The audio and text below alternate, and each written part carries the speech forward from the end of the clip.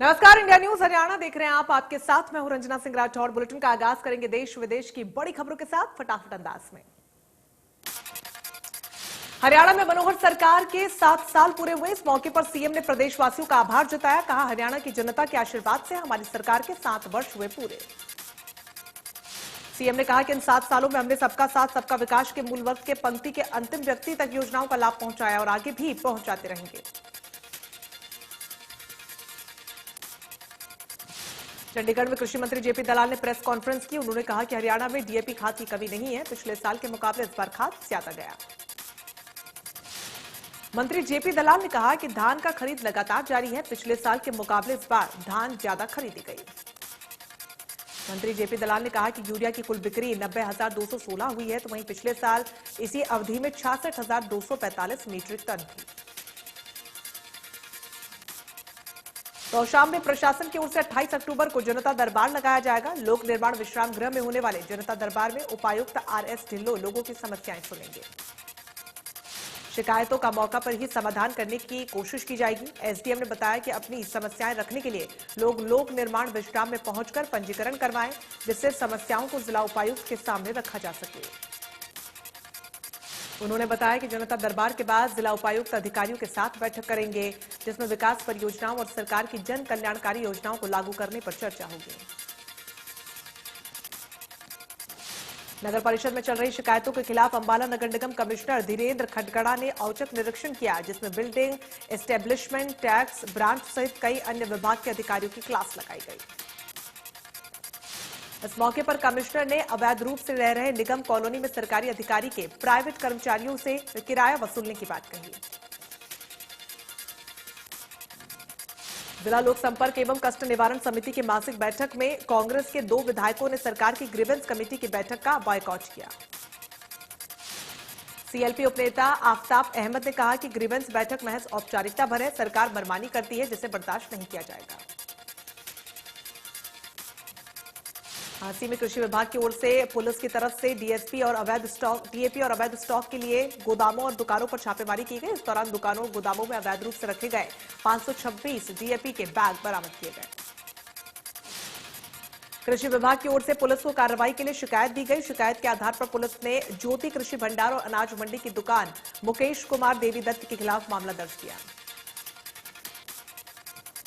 घरौंडा में CM flying team ने सरकारी राशन डिपो की दुकान पर छापेमारी की। इस दौरान डिपो के स्टॉक में अनियमितता पाई गई। डिपो में रखा गया स्टॉक डिपो की पीओएस मशीन रिकॉर्ड के मुताबिक नहीं मिला। खाद्य एवं आपूर्ति विभाग ने राशन डिपो को सील कर दिया। सीएम फ्लाइंग टीम ने तीनों मशीनों से बकाया स्टॉक और वितरण की डिटेल अपने कब्जे में ले ली और डिपो में रखे स्टॉक की फिजिकल जांच की। यमुनानगर में एशिया की सबसे बड़ी प्लाईवुड इंडस्ट्री में कच्चे माल के रूप में इस्तेमाल होने वाला सफेदा और पॉपुलर मंडी में न जाकर सीधे फैक्ट्री में पहुंच रहा है, जिससे करोड़ों के राजस्व को चूना लग रहा है। विभागीय अधिकारियों का कहना है कि पहले जहां 1000 से अधिक ट्रॉलियां रोजाना फीस कटवा रही थी, तो वहीं अब सिर्फ 60 से 70 ट्रॉलियां मंडी में आ रही हैं। प्रावधान था कि जो भी सफेदा और पॉपुलर की ट्रॉली और ट्रक आएंगे वो इस मंडी से आएंगे। मार्केट फीस की पर्ची कटवाकर ही फैक्ट्री में माल पहुंचेगा। मार्केट फीस की चोरी न हो, इसके लिए बाकायदा सरकार ने मार्केटिंग बोर्ड के अधिकारियों की ड्यूटी लगाई हुई है, पर अधिकारियों की नाक के नीचे ये खेल चल रहा है। नारनौंद के सामान्य अस्पताल में बीजेपी संगठन द्वारा नारनौंद अस्पताल के डॉक्टर स्टाफ को अच्छा कार्य करने के लिए आज सम्मानित किया गया। वैक्सीनेशन में विशेष योगदान देने के लिए सम्मान समारोह का आयोजन किया गया। ये प्रोग्राम सामान्य अस्पताल नारनौंद के प्रांगण में किया गया। चरखी दादरी के धानी फौगाट गांव के माध्यमिक विद्यालय में आयोजित सम्मान समारोह में पर्वतारोही नेहा फौगाट का सम्मान किया गया। नेहा द्वारा हिमालय की 6111 फुट ऊंची यूनान पीक चोटी पर ध्वजारोहण के लिए टीम का हरियाणा की तरफ से प्रतिनिधित्व किए जाने पर उसका सम्मान किया गया। फरीदाबाद में 21 अक्टूबर से 29 अक्टूबर तक पुलिस स्मृति दिवस और पुलिस झंडा दिवस मनाया जा रहा है और पुलिस स्मृति दिवस के मौके पर पुलिस की तरफ से मैराथन दौड़ और पुलिस बैंड का आयोजन किया जा रहा है। इन कार्यक्रमों के जरिए शहीद हुए पुलिस के जवानों को याद किया जा रहा है। सेक्टर 12 के खेल परिसर में पुलिस की ओर से मैराथन दौड़ का आयोजन किया गया। भवानीखेड़ा गांव धनाना में माइनर टूटने से किसानों की 50 एकड़ धान की फसल जलमग्न हो गई। इस दौरान किसानों को काफी नुकसान हुआ। किसानों ने समय पर ट्रांसफार्मर न मिलने और रात के समय घरों में छापे मारने के विरोध में शाहबाद बिजली विभाग कार्यालय का घेराव किया। ग्रामीणों ने ऐतराज जताते हुए कहा कि बिजली विभाग के कर्मचारी रात के समय बिजली चोरी को लेकर घरों में छापे मारते हैं, जिससे लोगों को काफी परेशानी होती है। रादौर के गांव रादौरी के पास से कॉलेज से वापस लौट रही 17 साल की युवती के अपहरण के मामले में पुलिस ने 24 घंटे में ही अपहरणकर्ताओं को काबू कर लिया और युवती को भी सकुशल बरामद कर लिया। आरोपियों ने युवती के घर पर फोन कर 60 लाख रुपए की फिरौती मांगी थी, जिसके बाद पुलिस ने मामले में कार्रवाई करते हुए आरोपियों को गिरफ्तार करने में सफलता हासिल की। सोनीपत में डेंगू का प्रकोप लगातार जारी है। जिले में शुरुआत से अभी तक 418 डेंगू के मरीज सामने आ चुके हैं। स्वास्थ्य विभाग के आंकड़ों के मुताबिक सिविल अस्पताल लैब से 250, खानपुर लैब से 150, दूसरे जिलों और निजी अस्पतालों से 18 केसेस की पहचान हो चुकी है। सोनीपत में डेंगू के 40 मरीज एडमिट हो चुके हैं, जिनमें 22 को इलाज के बाद छुट्टी मिल चुकी है। हॉस्पिटल में वायरल फीवर के 74 पेशेंट सामने आ चुके हैं। सिविल अस्पताल में पीएमओ ने बताया कि अस्पताल में डॉक्टर्स की पर्याप्त व्यवस्था है। डेंगू के 50 बेड का वार्ड बनाया गया है। दवाई से लेकर टेस्ट सभी मुफ्त में कराए जा रहे हैं।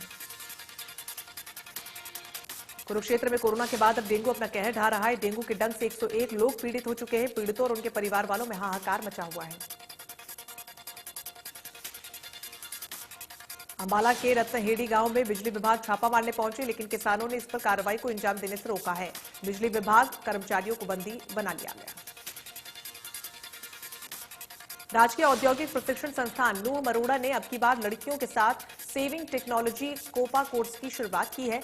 इन 2 कोर्सों ने नूह आईआईटी में प्रशिक्षण शुरू किया जा रहा है। आईआईटी के प्रधानाचार्य सुधीर कुमार ने बताया कि अब की बार साल 2021 और 22 में विभाग द्वारा महिला आईटीआई में 2 कोर्सों से प्रशिक्षण शुरू किया जा रहा है, जिससे मेवात की लड़कियां ज्यादा से ज्यादा प्रशिक्षित हो सके। हरियाणा सरकार ने हर महीने 1000 रुपए प्रोत्साहन राशि की मेवात की लड़कियों के लिए अलग से देने की घोषणा की है। प्रदेश सरकार और विभाग का मुख्य उद्देश्य मेवात में ज्यादा से ज्यादा लड़कियों को प्रशिक्षण करने का है। जुलाना की किसान आंदोलन नंगर पर जुलाना 12 खाप की किसानों की एक पंचायत हुई, जिसमें जुलाना से जेजेपी के विधायक अमरजीत टांडा को एक कार्यक्रम में शामिल होने पर नाराजगी जताई। साथ ही किसानों ने निर्णय लिया कि उन्हें कार्यक्रम में बुलाने वाले व्यक्तियों के खिलाफ भी कार्रवाई की जाए। इस पर विधायक को बुलाने वाले समाज ने माफी मांग ली है, जिसको लेकर सर्वसम्मति से जुलाना में किसान लंगर पर निर्णय लिया गया कि जुलाना हलके में कोई भी मौजूद सरकार के किसी भी नेता को नहीं बुलाएगा। सोनीपत के सांदल कला गांव में उप स्वास्थ्य केंद्र गंदगी का केंद्र बना हुआ है, जिसकी वजह से गांव के हर घर में लोग वायरल चिकनगुनिया और डेंगू से ग्रस्त हैं। उप स्वास्थ्य केंद्र के स्टाफ ने गांव के सरपंच समेत जिला स्वास्थ्य विभाग को कई बार लिखित रूप में शिकायत भी दी है। बावजूद इसके गांव के लोग गंदगी डालने से बाज नहीं आ रहे हैं। बीमारी को बढ़ावा देने वाले लोगों के खिलाफ न तो कोई कार्रवाई होती है, न ही प्रशासन का इस तरफ कोई ध्यान है। बल्लभगढ़ के बाजारों में अतिक्रमण से छुटकारा दिलाने के लिए एसडीएम त्रिलोक चंद ने पुलिस फोर्स के साथ बाजार का दौरा किया। अतिक्रमण करने वाले व्यापारियों के चालान काटे। एसडीएम त्रिलोक चंद कहा कि बाजार में दुकानों के सामने अतिक्रमण को बर्दाश्त नहीं किया जाएगा, उससे लोगों को खासी दिक्कत होती है। फतेहाबाद के अयालकी गांव में लड़की छेड़ने के मामले में कंडक्टर की पिटाई कर दी गई। सूचना मिलते ही पुलिस भी मौके पर पहुंची, मामले की जांच शुरू की। सोना के गढ़ी वाजिदपुर गांव में एक पोते ने जायदाद को लेकर अपनी ही दादी की पिटाई कर दांत तोड़ डाले। वहीं जख्मी बुजुर्ग महिला को इलाज के लिए अस्पताल में भर्ती करवाया गया। हालांकि मामले में पुलिस की तरफ से कोई कार्रवाई नहीं हुई। जींद रोड से सटे खेतों में एक अधेड़ उम्र का शव बरामद हुआ है, जिसके पास से शराब और सल्फास के पैकेट्स मिले। पुलिस शव को पोस्टमार्टम के लिए भेज चुकी है। आगामी जांच भी शुरू कर दी गई है। पानीपत के शेरा गांव में किसान जुताई करते वक्त रोटावेटर की चपेट में आ गया। इसके दौरान उसकी मौत हो गई। पानीपत के टोल प्लाजा पर अचानक चलती कार में आग लग गई। गनीमत रही कि इसमें किसी की जान का नुकसान नहीं हुआ है।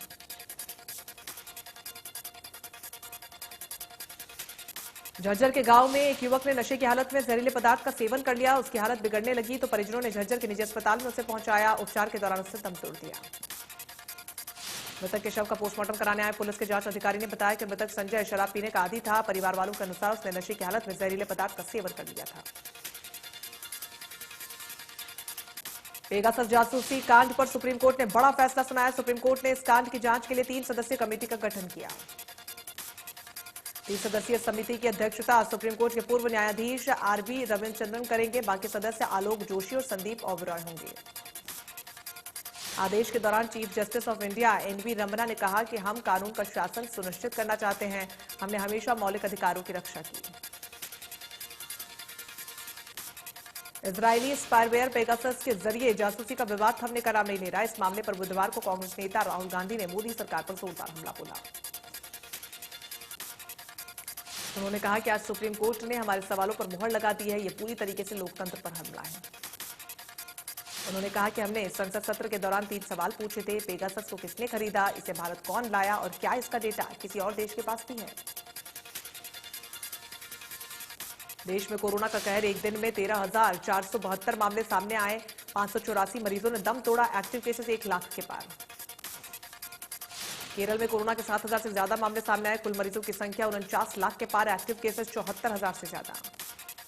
तमिलनाडु में 1,090 नए मामले सामने आए। कुल संक्रमितों की संख्या 26 लाख के पार। 13,000 के करीब एक्टिव मामले। आंध्र प्रदेश में 415 नए मामले। कुल संक्रमितों की संख्या 20 लाख से ज्यादा। एक्टिव केसेस 5,000 के करीब। ओडिशा में कोरोना के 433 नए मामले। 10,39,000 से ज्यादा संक्रमितों का आंकड़ा। 4,000 से ज्यादा केस एक्टिव।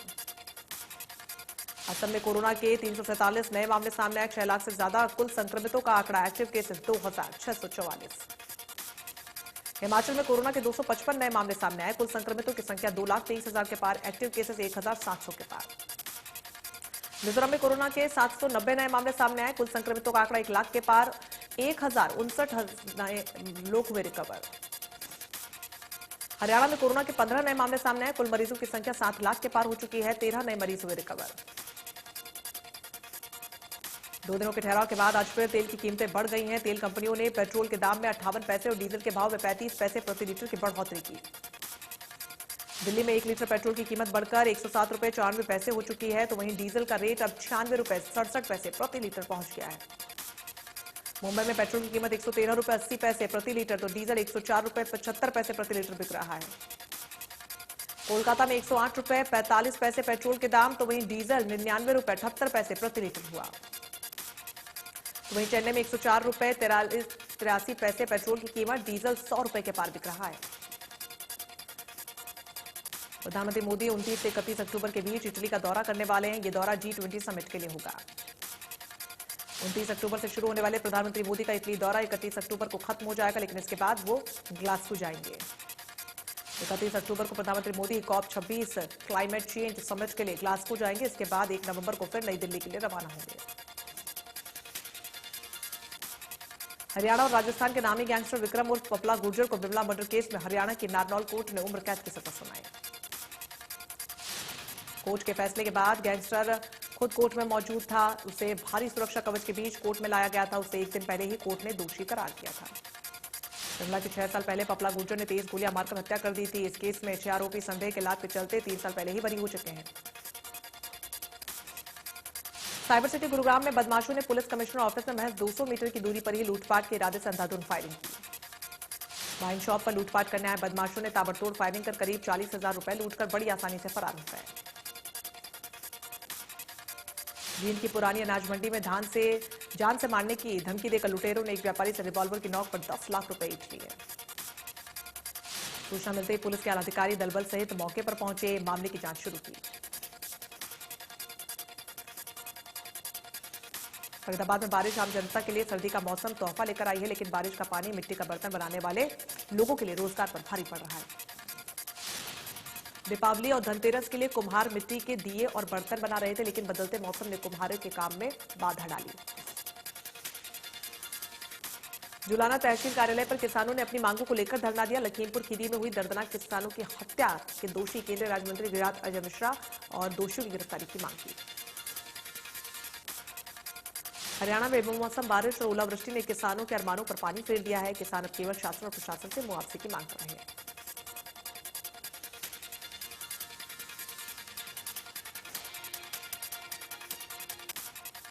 पाकिस्तान ने आईसीसी T20 विश्व कप के सुपर 12 चरण के ग्रुप 2 मुकाबले में मंगलवार को न्यूजीलैंड को 5 विकेट से हराकर लगातार दूसरी जीत हासिल की।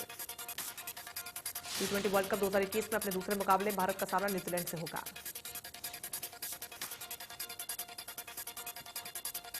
ड्रग्स केस में फंसे शाहरुख खान के बेटे आर्यन खान की जमानत को आज भी जमानत नहीं मिली है। जमानत पर बॉम्बे हाईकोर्ट ने गुरुवार के लिए सुनवाई टाल दी है। गुरुवार को 2:30 बजे के बाद कोर्ट में सुनवाई शुरू की जाएगी। सुनवाई के टालने के कारण आर्यन और आर्थर रोड जेल में ही रात काटनी पड़ेगी।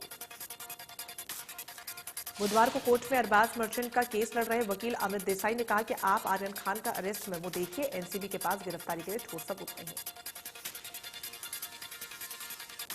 आर्यन ड्रग्स केस में चौतरफा गिरे समीर वानखेड़े पर महाराष्ट्र के कैबिनेट मंत्री नवाब मलिक ने कहा कि जिस क्रूज पार्टी में आर्यन खान की गिरफ्तारी हुई, इस पार्टी में इंटरनेशनल ड्रग्स माफिया भी मौजूद था। नवाब मलिक के मुताबिक वो ड्रग्स माफिया दिल्ली की तिहाड़ जेल के अलावा राजस्थान के जेल में भी रह चुका है। नवाब मलिक ने कहा कि ड्रग्स माफिया का नाम अभी नहीं बताएंगे, लेकिन उन्होंने आरोप लगाया कि समीर वानखेड़े से उस इंटरनेशनल ड्रग्स माफिया की दोस्ती है, इसलिए वो छुट्टा घूम रहा है।